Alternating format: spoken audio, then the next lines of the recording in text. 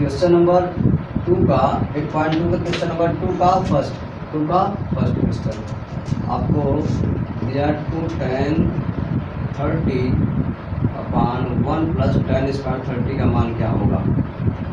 आपका objective question ये है 2 tan 30 अपान 1 प्लस tan स्क्वायर 30 का मान कितना होगा। ठीक है, पहले हल कर लीजिए, फिर विकल्प से क्या कर लीजिए, मैच कर लीजिए सीधा सीधा।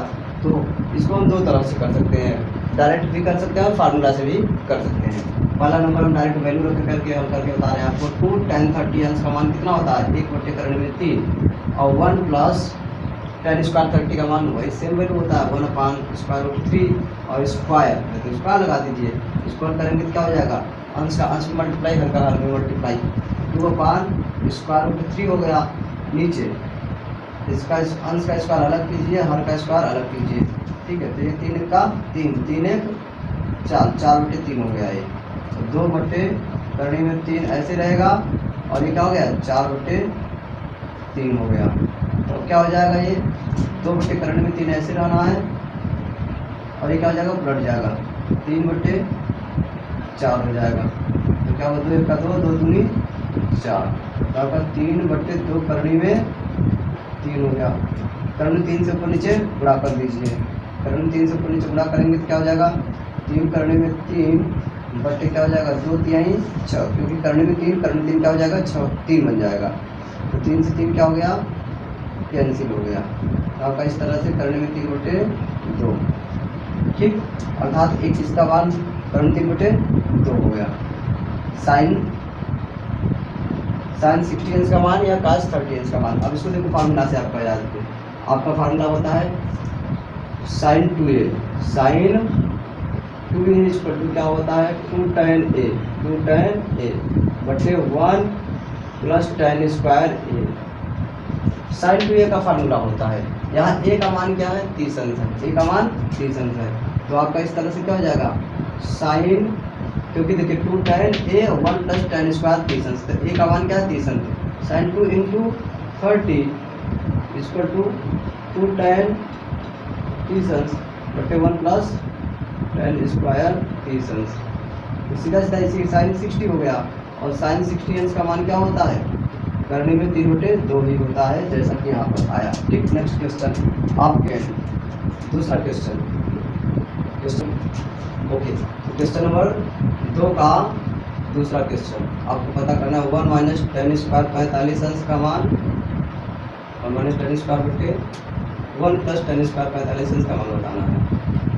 सीधा सीधा आप क्या कर दीजिए tan 45 अंश का मान रख दीजिए, 1 माइनस tan 45 अंश का मान 1 का स्क्वायर 1 हो जाएगा, तो 1 प्लस tan 45 अंश का मान 1 का स्क्वायर 1, तो क्या हो गया 1 में से गया 0 0.2 0 एनीथिंग इक्वल टू क्या होता है 0 0 को 2 से भाग देंगे क्या आएगा 0 आ गया।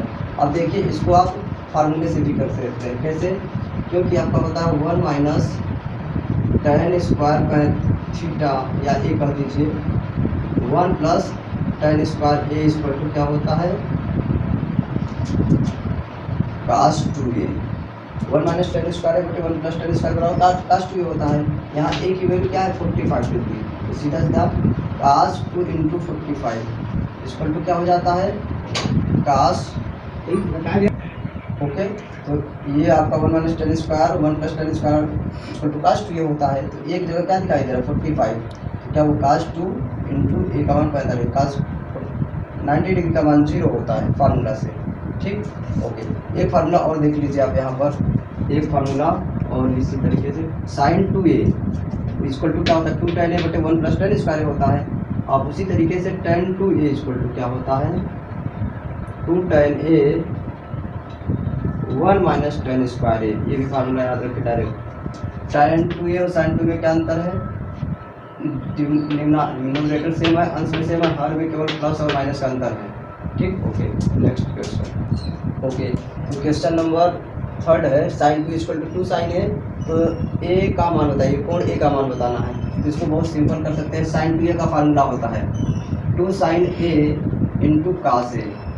sin 2a का फार्मूला क्या होता है 2 sin a into cos a equal to आपको ये 2 sin a दिखाई दे रहा दिया है, क्या हो जाएगा 2 sin a से 2 sin a क्या हो गया कैंसिल, तो क्या बचा cos a बचा, cos a इधर क्या बचा 1 बचा, तो cos a इक्वल टू इतना तो यहाँ से cos A इक्वल टू क्या हो, cos 0 डिग्री लिख सकते हैं। cos 0 डिग्री का मान क्या होता है A, तो सीधा सीधा एंगल A इक्वल टू क्या 0 डिग्री हो गया।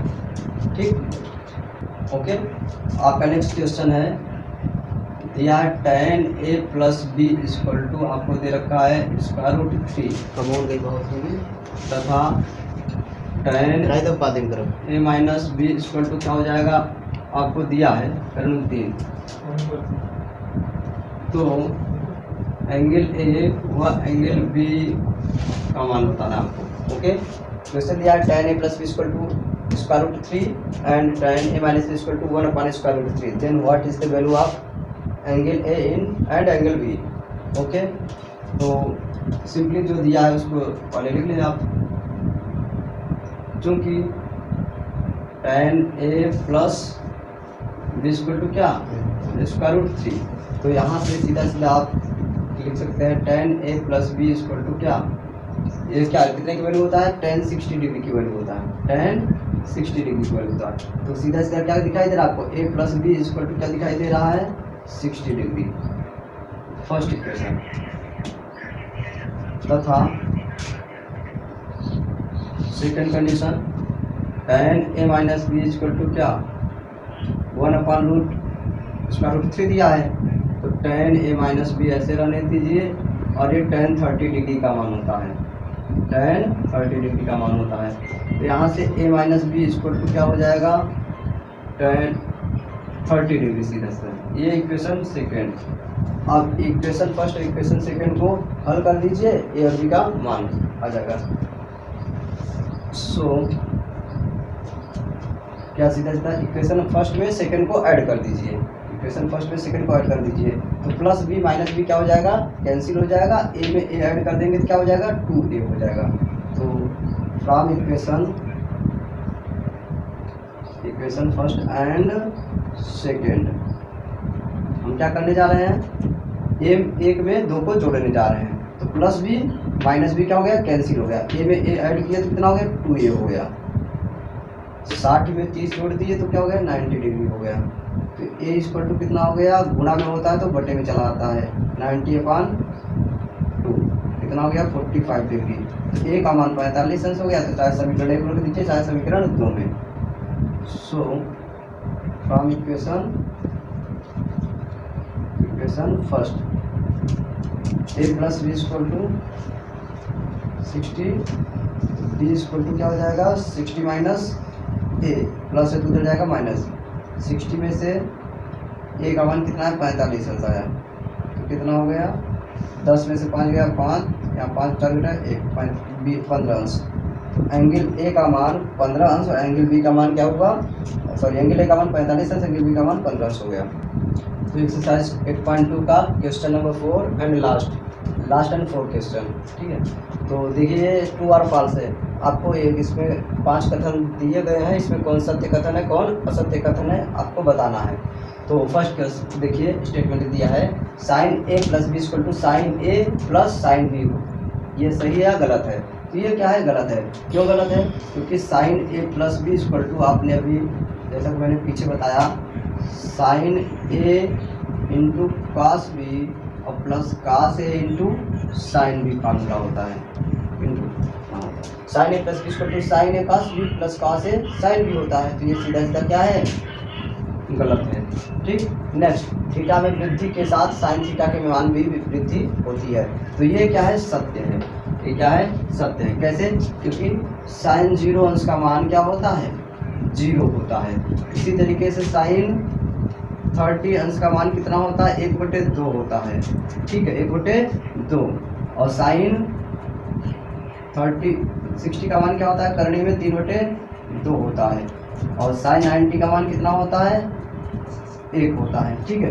तो जैसे जैसे थीटा का मान बढ़ रहा है वैसे वैसे क्या हो रहा है वैल्यू क्या हो रहा है बढ़ रहा है। थीटा का मान बढ़ने पर साइन थीटा की वैल्यू क्या होती है वृद्धि होती है, सही बात है, ठीक है।